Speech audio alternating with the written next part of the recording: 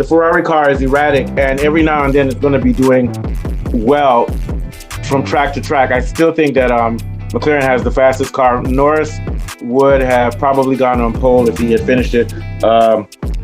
Piastri just not a good driver, basically. And Lewis had tight lines, and he was able to keep the car really balanced, a lot better than Leclerc. So the car was to his suiting. The turns are very wide here, so the style that Lewis has, where you have tight lines, is better. Verstappen has the opposite, where he's very hard on the front tires and goes like a V. But that with longer tracks, that puts a lot of wear on the front tire. So this track is suited for Hamilton, and I think he found the right setup. So, but we have to remember, this is just like this is basically almost like a free practice 3 or whatever. Oh yeah, absolutely. But to me, it's clear that Lewis and might have a good chance of supplanting Leclerc. And if Norris and these guys aren't careful, Ferrari would take a lot of points off of them, and this guy will steal the championship again this year, Verstappen. What are your thoughts, Mr. Johnny? Yeah. Oh yeah, man. Today it seemed like Hamilton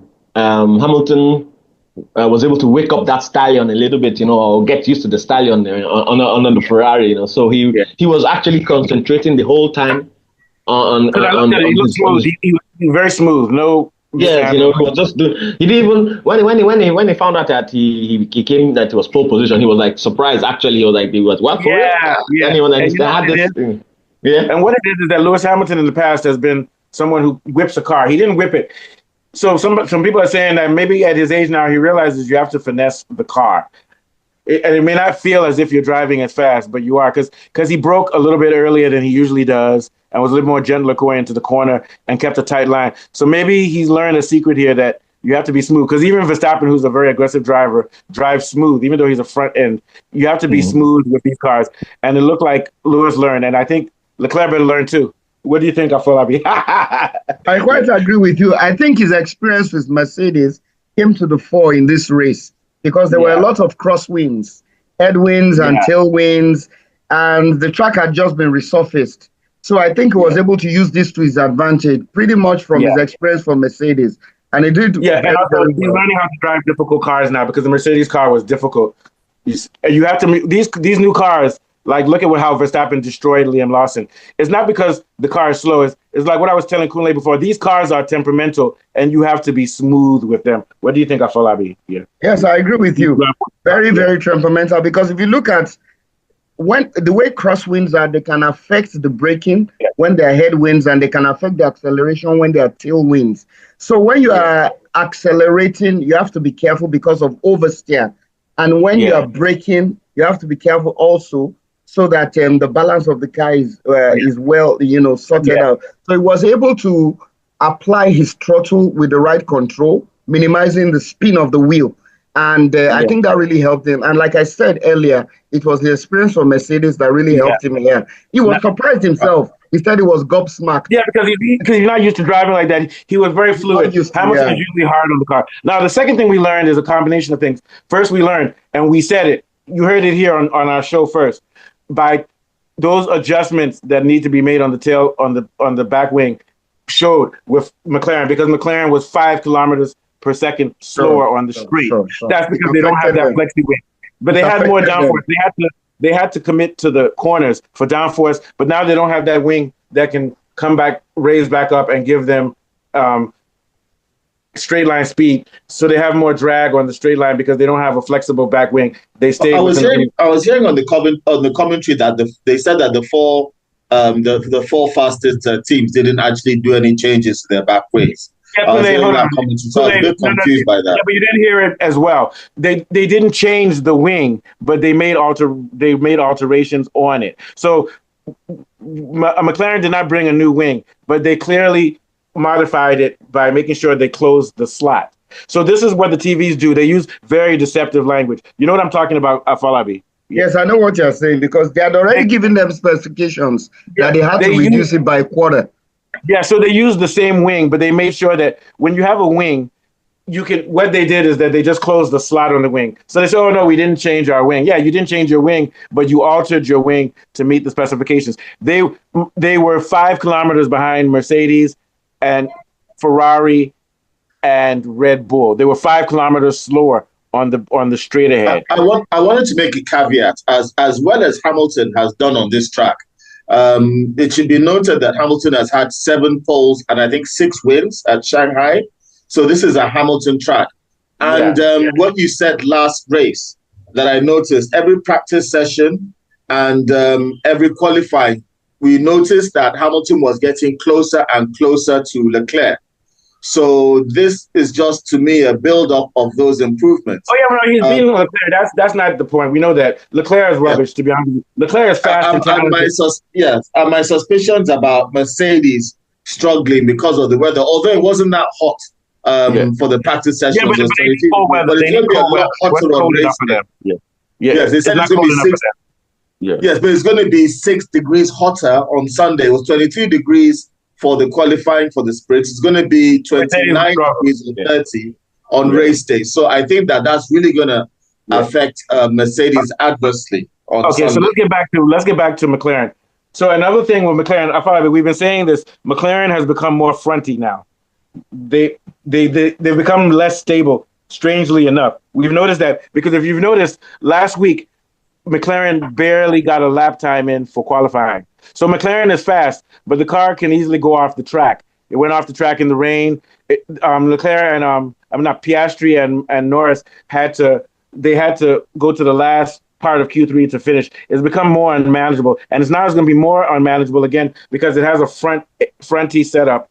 I mean, it's a fronty construction where it's very fronty, and now they're losing some more on the back. So they're going to have to either add more downforce and become more stable, or if they keep their front edge and their grip, they're going to be less stable. And also, Norris has been exposed as not being on the same level as Verstappen. He can't control that car. When he gets a lap in, it's faster than everybody, but he's been bailing out of a lot of laps these first 2 weeks. What do you think, Afolabi? Yeah, I agree with you. The fronty setup. He was going to beat Lewis Hamilton by 3. They did a thing. If he has the fastest time for each sector. Sorry for cutting in front. He has the fastest time, but he can't look it up for one lap. He can't look it up everything together. Some are saying that track is grippy now. Some drivers are saying the track is very grippy. I think the fronty setup. The fronty setup, along with the resurfacing of the track, pushed McLaren to a high downforce setup. And what happened? They were very, very bad on performance on the medium, on the soft compounds. Maybe it was because of their high downforce setup, but they struggled on the soft compounds. What I'm trying to say is that the car is fast, but it's also becoming edgy like the Red Bull. And it may be a little bit too much for Norris to handle. He's not at the level of Verstappen. Verstappen can handle the car. He showed that Norris seemed to overheat his tires, leading to a lot of inconsistency. And now they're beginning to lose tire day. You get my point? Yes, I mean, lose tire day. I'm going to tell you guys, Verstappen's going to win the championship this year. Go ahead, yeah. And I feel that this adjustment will affect their straight line speed, especially in a track like Shanghai. They're going to be vulnerable, especially compared to Red Bull and Ferrari. And it makes sense what you're saying. Norris pushed the car harder than he should have to make up for the lack of speed on the straight line. And it led to overheating of his tires. Yeah. And then that leads to tire drag and also instability because he was on his way to make the fastest time and he had to pull out. And he did that last week also. So this is a trend. What do you think, Mr. Johnny? I think Johnny's lost Johnny for a bit. He lost electricity. Okay, what are your thoughts, Kunle? The Red Bull is looking very, very good against McLaren right now. But when I say the Red Bull, I say Verstappen because obviously Lawson is completely out of it, finishing drop dead last. I don't understand why Lawson is struggling so much and Verstappen is right up there, although he's only in 5th. The McLarens have lost a lot of pace. That's very evident by their struggling. They're not getting 1 and 2s. Ferrari, like I suspected, has taken advantage and has moved up. As to whether Verstappen is going to win the championship, I think there's still a bit of a ring of roses. I need to see about 4 more races before I can call. Yeah, either him or Norris. I'm predicting, and here's what I'm predicting: Verstappen has reached a new level, and I say this week after week. He's able to add. If your car is 0.2 of a second faster than his car, he will still beat you because he's 0.3 of a second faster than you. Verstappen is the fastest driver we have seen since Schumacher. Verstappen's speed is not normal. For him to be taking a car, which is slower than Ferrari, Lewis Hamilton beat him by 0.02 of a second. He has the 4th fastest car on the grid, and he's still able to push that car to the second. The guy has become the Messiah, as far as I'm concerned. And I know I'm a Verstappen fan, but what he did last year with an inferior car and what he's doing now, and you see how far behind this guy is in last place, it shows that Verstappen is on another level, and he's becoming the Michael Jordan of Formula One. What do you think of Falabi? Yeah, I feel what he did was he appeared to be managing his tires, having in mind that there are future sessions. Yeah. And then he's smart. Yeah, he's smart. And then he's prioritizing his race pace and tire preservation over outright one-lap speed, which is very, very smart. He's showing adaptability. Yeah, he shows adaptability. And then, despite his conservative approach, however, I think he still secured a very strong grid position. Yeah. And this hints at the potential dominance in the main race. He's still going to have a problem because his left front is going to suffer a lot because of the way he drives. He's a fronty driver. Hamilton will have better tire rest because Hamilton relies more on the back of the car. So Hamilton is driving more fluid, but that's because Hamilton has a different setup. But what we're seeing is some fantastic stuff. What other thoughts do you have of Falabi? Yeah, but basically what I'm saying is that even the way it was described for Lewis Hamilton, he was surprised. He said it was gobsmacked.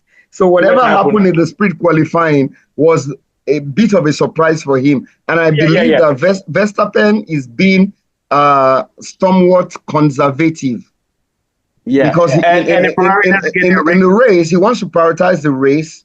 And he wants to preserve his tires, basically. And he's not even thinking about the sprint race either. He's not thinking about the sprint race. He's actually thinking about qualifying because after the sprint race today or tomorrow, they're going to have qualifiers. Then they're going to have the race. And I think Verstappen is building himself up for the race, as you said. Yeah.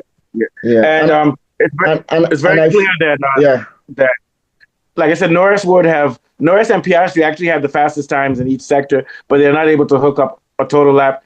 And I think that's because of the imbalance and also because of the fact that they're slower on the straights, so they have to compensate on the corners. Any thoughts, Kunle? Yeah, I think McLaren are looking inconsistent in completing entire clean laps. Hallelujah. Thank God they are. So that's going to work against them. With Verstappen, I think Red Bull for me is a real enigma.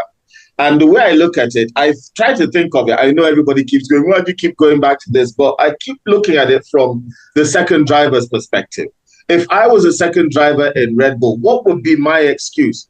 And my excuse would be that the drivers are just setting this car up for driver one, and they're not doing anything in the interest of driver two. That's what they're doing, yeah. That's what they're doing, yeah. That's what they're doing. So I think, because I mean, I know you like the constructors. I'm a little bit worried for Liam Lawson. Yeah, I like the constructors. I like team. I like to see a team do well. But F1 is not a team sport. It's a one driver sport. Schumacher, Hamilton, Verstappen. They never talk about teams winning. They talk about the driver. It depends on where your passions lie. The numbers prove it. The numbers prove it because Red Bull is all over the world, more merchandising, except for Ferrari because of the Ferrari legend. Everybody wants to see who's going to be the fastest man in the world, just like in track and field. They don't care about who's the fastest team. Nobody cares. Well, when you look at the fastest team, you're looking at the car itself because ultimately these cars are trying to sell cars. But that's my point. So when Ferrari wants to compete, they're marketing the sale of their car. Okay, let me ask you a question. Who's won the most constructors titles in Formula One? I would suspect it's a British team. But you don't know. Who's won the most? I think it's between Williams and McLaren. Here's my argument. I follow you. Who's won the most drivers' championships? I'm not sure about that answer either. Schumacher or Hamilton. So my point being, people don't remember who wins constructors. They only win drivers. Everybody knows. And that's because some constructors aren't always there. Some come and go from the game and they disappear. But the point is that drivers' names are there. The point is that the holy grail of Formula One is the drivers' championship. And that's all that Red Bull cares about. And I glorify them for that because what I want to see is a Superman. I want to see somebody who can take a slow car and beat everybody else and prove that they're the best driver regardless of any car. I like to see teams. I like to see I know. That's your preference. That's my preference. Yeah. So, but fortunately, your preference isn't the preference of the majority. Okay, well, what are your thoughts? Yeah, what I just feel is that as far as I'm concerned, the FIA's new rear wing flexi rule is going to affect McLaren's straight line speed, which is very, very crucial in this Shanghai track. There are a lot of straight lines, and they're going to be vulnerable against Red Bull and Ferrari. Yeah, and it's going to get worse in Japan because they're going to have to make the car even more rigid in 2 weeks. Yeah. They're going to have to make it even more rigid. And meanwhile, Red Bull has been working with the agreement that they know that they don't have any wings, and it's going to get worse by Spain when McLaren has to take away its front wing also. Do you see what I'm saying? Also, Mercedes has to decide on what grade of tires they're going to use because they seem to lack pace on the soft tires. Yeah, that's a problem they've been having soft tires. Yeah, they've been having that problem since last year. But my prediction is that most likely, let's talk about the sprint race. Let's not talk about the long race. To me, there's a big chance that Verstappen could win, or I'm going to say Verstappen or Piastri. Yeah, I think Hamilton. I think it's going to be a fight between Ferrari and McLaren. I think that. I think Verstappen is going to beat Lewis Hamilton to the corner and put Lewis Hamilton in a spot, and Piastri, who's coming in third, is going to pass both of them. And because it's only an 18-lap race, that's my prediction for the short race. For the long race, and no matter what, and I'm going to stick to what our prediction is. I'm predicting that the long race is going to be Verstappen, even though it's a risky prediction. Don't bet against Verstappen, man. I'm going to risk it. I'm going to call Hamilton on this race because he's had so much success on this Chinese circuit in the past and he's got a fast car. So I'm going to call Hamilton to win the race. Yeah, but Hamilton is a good favorite. That's a rational choice. I think I'm not sure Verstappen is going to do as well as all that. I think that the next team that's going to compete with Ferrari is going to be McLaren. I think Mercedes are way behind in this race. I think the Red Bull are going to do better than Mercedes. Yeah, but I think the McLaren are going to do better than the Red Bull. But here's the thing. Verstappen was 0.001 seconds behind Hamilton, and Verstappen is a better driver than Hamilton. Everybody agrees Verstappen is the best driver in the world, and right now his machine is even with Lewis Hamilton because 0.001 is even. You see what I'm saying? What are your thoughts, Afolabi? I'm not saying that I'm right. I'm just saying that you're downplaying Verstappen and the fact that he's actually even with Lewis Hamilton, and he's the best racer in the world. I'm downplaying him because of the way he struggled with his times. That's why. Because but look at it. He had the second fastest time, and he was equal with Verstappen, with Lewis Hamilton. Normally, he still dominates a lot more than that. Who came second last week? Who came second last week?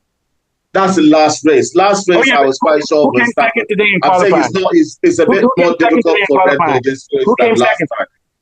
Verstappen is not struggling. He's right there with the top leaders. He's not struggling. What are your thoughts, Afolabi? Yeah. Well, what I feel is that I'm not saying he's dominating, but he's definitely not struggling.